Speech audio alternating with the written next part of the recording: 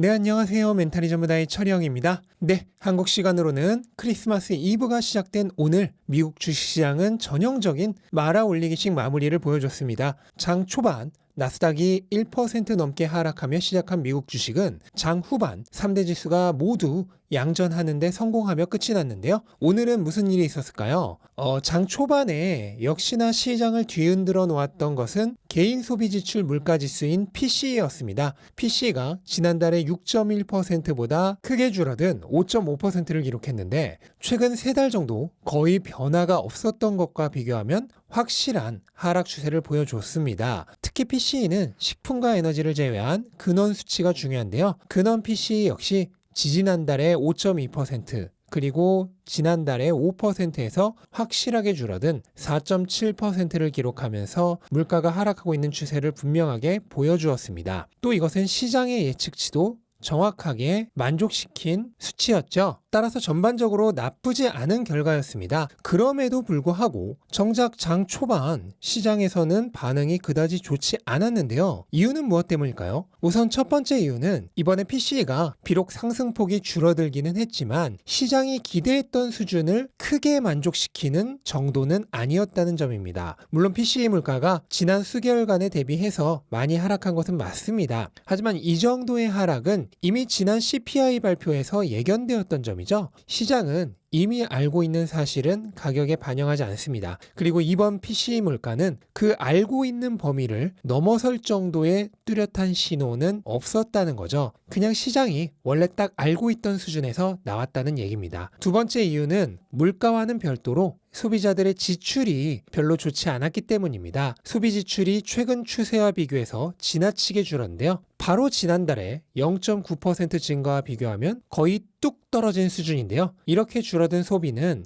결국 소비 심리가 얼어붙어 있다는 것을 의미하고 실질적인 체감 경기가 좋지 않고 지출 여력이 별로 없다는 것을 나타냅니다. 따라서 경기 연착륙보다는 경착륙의 신호가 되죠. 현재 시장은 연착륙 신호를 좋아합니다. 그래서 호재는 호재가 되고 악재는 악재가 됩니다. 얼마 전까지는 호재가 금리를 올리는 요인이 되어 악재가 되고 반대로 악재가 금리를 덜 올려서 호재가 되는 시장이었는데 이제 정상적인 분위기로 돌아오고 있는 것입니다. 그리고 마지막 이유는 결국 고용 때문입니다. 일단 고용이 나빠지지 않으면 어차피 PCE 지수는 금리에 거의 영향을 미치지 못합니다. 따라서 자체로 별 의미가 없고요. 둘째로는 이번 달에도 개인 소득이 전달 대비 0.4% 증가했습니다. 그러니까 임금 인플레이션이 여전히 꺾이지 않았다는 뜻입니다. 마지막으로 고용이 꺾이지 않으면 결국 PCE에서 아주 높은 비율을 차지하는 서비스 물가는 내려가지 않을 것입니다. 서비스 물가의 핵심이 인건비이기 때문이죠. 따라서 시장은 어차피 고용이 꺾이지 않는 한 PCE 물가는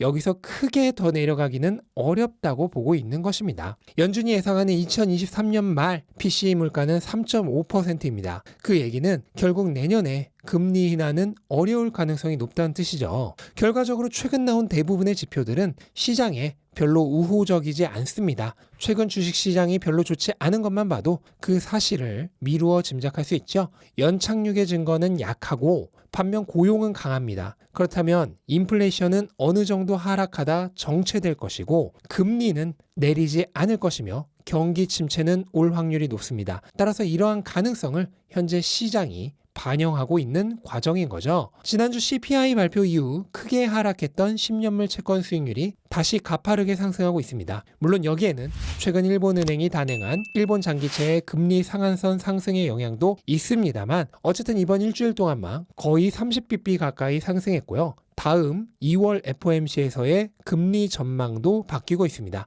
20%에 불과했던 0.5%포인트 빅스텝 인상 가능성은 현재 거의 3분의 1 수준까지 올랐고 반면 80%에 가까웠던 0.25%포인트의 금리 인상 가능성은 3분의 2 수준으로 낮아졌습니다. 이 얘기는 시장이 가면 갈수록 다음 FOMC에서 0.5%의 금리 인상 가능성을 높게 보기 시작했다는 뜻입니다. 만약 그렇게 된다면 최종 금리도 5% 이상이 될 가능성이 상당히 높겠죠. 물론 최종금리 5%에서 5.5% 사이는 어느 정도 예측 범위 내의 결과라고 할 수는 있겠지만 어쨌든 이렇게 전망이 바뀌고 있는 것에 대해 그때그때 가격 반영은 필요합니다. 그리고 채권 수익률이 상승하고 금리 상승 가능성이 높아지고 있는 것을 이번 주 시장이 적극적으로 반영해서 특히 성장주 위주로 주가가 하락한 것입니다. 이번 주는 주간으로 보시면 다우가 0.9% 상승하며 지난주에 약세에서 반등하는 모습을 보였고 S&P는 0.2% 하락, 나스닥은 2%라는 상대적으로 큰 하락을 보였는데요. 마찬가지로 현재 성장주의 약세가 뚜렷하고 가치주들이 상대적으로 선방하는 분위기가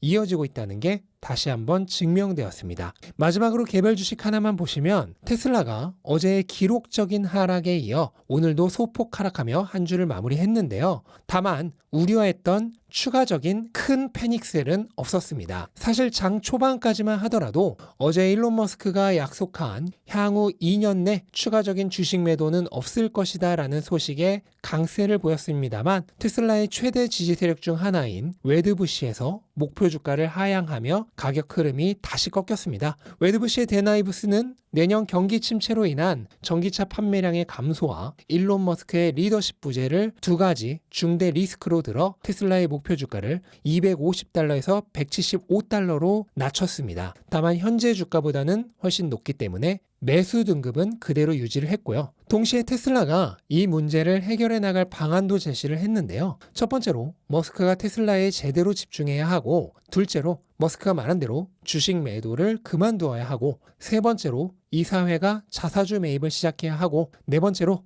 내년 1월에 있을 4분기 실적 발표 때 2023년도에 확실한 수치를 가이던스로 제시해야 한다는 점이었습니다. 이 중 첫 번째와 두 번째 내용은 안 그래도 어제 보이스 미팅에서 일론 머스크가 스스로의 입으로 직접 얘기를 했던 내용이고요. 그렇다면 별 문제는 아닌데 자사주 매입에 관해서는 조금 다른 의견이 있었죠. 이사회는 충분히 자사주 매입을 할 의향이 있지만 경기 침체가 심해서 실적이 크게 떨어질 때에 한해서 자사주 매입을 할 것이다라는 단서 조항을 달아놓은 상태입니다. 그리고 내년도는 매년 50% 성장 같은 기존의 추상적인 가이던스 말고 예를 들어 2023년은 190만 대 이렇게 조금 더 구체적인 가이던스를 제시해야 잃어버린 시장의 신뢰를 조금이라도 되찾아올 수 있을 것으로 생각이 됩니다. 이렇게 어려울 때는 아무래도 추상적인 가이던스보다는 조금 더 분명한 가이던스를 시장이 선호합니다. 웨드부시는 만약 테슬라가 이와 같은 과제를 모두 해결한다는 전제 하에서 현재 가격이 바닥이라고 생각한다고 논평했습니다.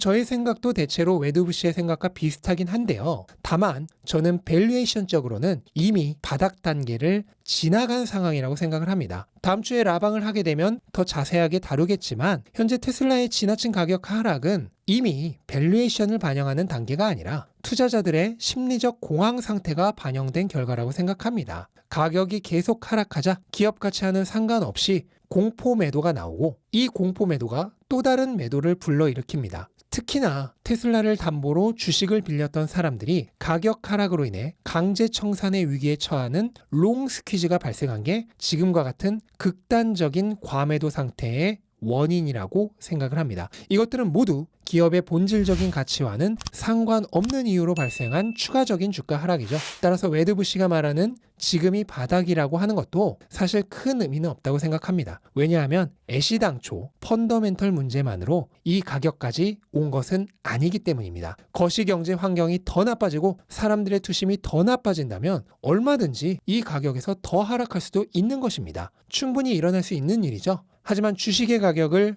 노이즈 인디케이터라고 생각하고 가치에 집중하여 투자하는 장기 투자자에게는 그러한 예측은 모두 무의미합니다. 가치와 분리된 상태에서 진행되는 가격의 움직임이 여기가 바닥이건 아니건 무슨 상관이 있겠습니까? 만약 가격이 추가적으로 더 하락한다면 안전마진만 더 증가하는 것에 불과합니다. 따라서 가치에 대한 비전을 분명히 믿고 있는 상태에서 자기만의 기준을 확실히 가지고 있는 장기 투자자라면 장기간 사용하지 않을 잉여 구매력은 언제든 돈 생기면 자산으로 그냥 전환하면 되는 것입니다. 결국 때가 왔을 때 모든 것은 정상으로 돌아오게 됩니다. 미래를 정확히 보고 긴 시간의 투자를 감내했던 사람들은 정당한 보상을 받게 되는 날이 올 것입니다. 대중은 오로지 지금의 상태만을 봅니다. 따라서 쉽게 동요되고 해야 할 행동과 반대로 행동합니다. 하지만 지금이 아닌 앞으로 일어날 일을 보는 사람들은 쉽게 흔들리지 않습니다. 그리고 눈앞의 현상만 보는 대중들이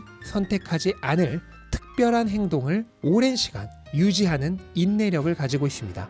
이게 가능한 사람은 소수입니다. 그래서 돈을 버는 사람이 그렇게나 소수인 것이죠. 주변을 한번 둘러보시기 바랍니다. 대부분의 사람들이 평범하게 살아가고 있을 것입니다. 그리고 마찬가지로 사람들은 그 평범한 대중과 똑같은 행동을 합니다. 투자도 마찬가지죠. 모두와 같이 행동하는데 모두보다 특별해질 가능성은 없는 것이죠. 자기만의 기준은 없고 다른 사람의 기준을 자기가 듣고 싶은 말만 골라서 따라합니다. 이것이 평범한 사람들이 하는 행동입니다. 이렇게 행동해서 좋은 결과가 있을 수 있을까요? 네, 쉽지는 않을 것입니다. 자, 다음 주는 이제 2022년도 대단원의 막을 내리는 마지막 한 주가 남았습니다. 부디 한 해의 마지막 한 주라도 좋은 분위기 속에서 마칠 수 있도록 시장이 힘을 내줬으면 하는 바람을 가져보고요. 네, 오늘은 크리스마스입니다. 저희 멘탈이 전부다를 시청해주시는 모든 분들이 가족들과 함께 좋아하는 사람들과 함께 행복하고 사랑이 가득한 시간으로 보내시길 바라보면서 영상 마치도록 하겠습니다. 영상 도움되셨다면 구독과 좋아요 부탁드리고 메리 크리스마스입니다. 즐거운 성탄절 연휴 보내시기 바랍니다. 감사합니다.